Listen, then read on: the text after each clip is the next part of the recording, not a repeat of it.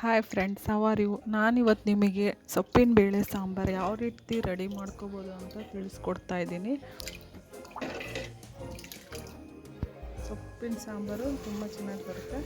ಫಸ್ಟಿಗೆ ನಾವಿಲ್ಲಿ ಯಾವ್ಯಾವ ಸೊಪ್ಪು ಅಂತ ನೋಡ್ಕೊಳ್ಳೋಣ. ಇದು ದಂಟಿನ ಸೊಪ್ಪು, ಇದು ಮೆಂತ್ಯ ಸೊಪ್ಪು, ಇದು ಬಂದು ಪಾಲಕ ಸೊಪ್ಪು 2 ಕಟ್ಟು ತೊಗೊಂಡಿದ್ದೀನಿ, ಮತ್ತು ಸಬ್ಸಿಗೆ ಸೊಪ್ಪು. ಇವಿಷ್ಟನ್ನು ಏನು ಮಾಡಬೇಕು, ಮೊದಲಿಗೆ ಕಟ್ ಮಾಡ್ಕೋಬೇಕು. ಒಂದೊಂದಾಗಿ ಕಟ್ ಮಾಡಿಕೊಂಡು ಸಣ್ಣದಾಗಿ ಕಟ್ ಮಾಡ್ಕೋಬೇಕು. ಮೊದಲಿಗೆ ಸಬ್ಬಸಿಗೆ ಕಟ್ ಮಾಡ್ಕೊಳ್ತಿರೋದು ನಾನು ಸಬ್ಬಸಿಗೆ. ನೆಕ್ಸ್ಟು ನಾನು ಪಾಲಕ ಸೊಪ್ಪು ಕಟ್ ಮಾಡ್ಕೊಳ್ತೀನಿ.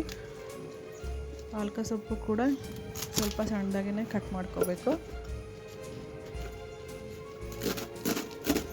ನೋಡಿ, ನಾನು ಕಟ್ ಮಾಡ್ಕೊತಾ ಇದ್ದೀನಿ. ಇಲ್ಲಿ ನಾನು ಪಾಲಕ ಸೊಪ್ಪನ್ನ ಎರಡು ಕಟ್ ತೊಗೊಂಡಿದ್ದೀನಿ. ಯಾರೆಲ್ಲ ಹೊಸದಾಗಿ ನನ್ನ ಚಾನಲ್ ಈಗ ನೋಡ್ತಾ ಇದ್ದೀರಾ, ಆದಷ್ಟು ಬೇಗ ನನ್ನ ಚಾನಲನ್ನು ಸಬ್ಸ್ಕ್ರೈಬ್ ಮಾಡ್ಕೊಳ್ಳಿ ಅಂತ ಕೇಳ್ಕೊಳ್ತಾ ಇದ್ದೀನಿ.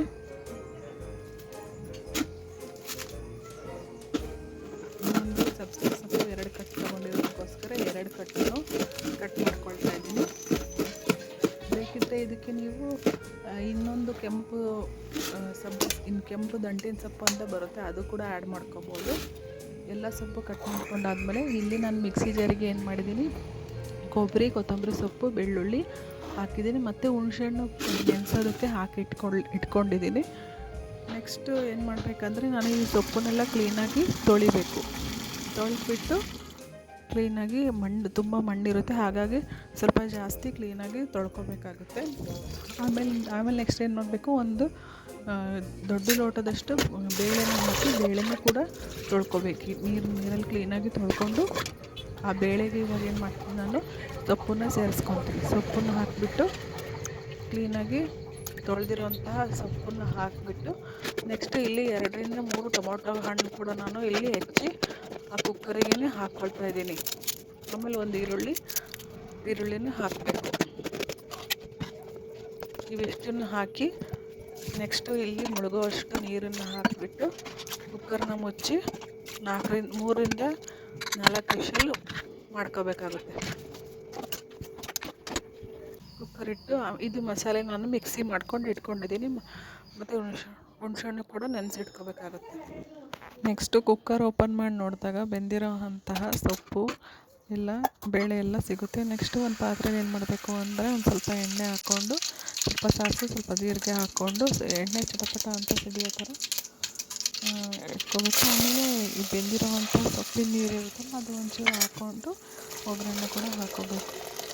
ಇಲ್ಲಿ ಇದು ಬೇಳೆನ ಈಗ ನಾನು ಮಸಿತಾ ಇದ್ದೀನಿ. ಕ್ಲೀನಾಗಿ ಮಸಿಬಿಟ್ಟು ಬೇಳೆ ಎಲ್ಲ ಸೊಪ್ಪು, ಬೇಳೆ, ಟೊಮೊಟೊ ಎಲ್ಲ ಕ್ಲೀನಾಗಿ ಅದ್ರ ಜೊತೆ ಸೇರಿಕೊಂಡು ಮಸ್ತು. ಆಮೇಲೆ ಅದು ಬೇಯ್ತಾ ಇರೋ ಒಗ್ಗರಣೆ ಹಾಕಿರೋ ಇದಕ್ಕೂ ಅದು ಸೇರಿಸ್ಬಿಡ್ಬೇಕು. ಆಮೇಲೆ ಮಸಾಲೆ ರುಬ್ಕೊಂಡು ಇಟ್ಕೊಂಡಿದ್ದಲ್ಲ, ಆ ಮಸಾಲೆನೂ ಹಾಕಬೇಕು, ಮತ್ತು ಹುಣಸೆಹಣ್ಣು ಹಾಕಬೇಕು. ಆಮೇಲೆ ಒಂದು ಉಪ್ಪು, ರುಚಿಗೆ ತಕ್ಕಷ್ಟು ಉಪ್ಪು ಹಾಕಬೇಕು. ಉಪ್ಪು ಎಷ್ಟು ನಿಮಗೆ ಇದು ಟೇಸ್ಟಿಗೆ ಅನುಸಾರ ಹಾಕ್ಕೋಬೇಕು. ಮತ್ತು ಮನೇಲೆ ಮಾಡ್ಕೊಂಡಿರೋವಂಥ ಸಾಂಬಾರು ಪುಡಿ 2 ಸ್ಪೂನು, ಮತ್ತು ಖಾರದ ಪುಡಿ 1 ಸ್ಪೂನ್ ಹಾಕಬೇಕು. 1ರಿಂದ 1.5 ಸ್ಪೂನು ಖಾರದ ಪುಡಿ, ಮತ್ತು ಅರಶಿನ ಪುಡಿ. ಇವಿಷ್ಟನ್ನು ಹಾಕಿ ಒಂಚೂರು ಒಂದು ದೊಡ್ಡ ಗಾತ್ರ ಅಷ್ಟು ಬೆಲ್ಲನ ಸೇರಿಸ್ಬಿಟ್ಟು ಇದನ್ನು ಚೆನ್ನಾಗಿ ಕುದಿಯೋಕ್ಕೆ ಬಿಡಬೇಕು. ಸಾರು ಕುದ್ದಾದ್ಮೇಲೆ ಈ ಥರ ಬರುತ್ತೆ. ನೀವು ಮಾಡಿ.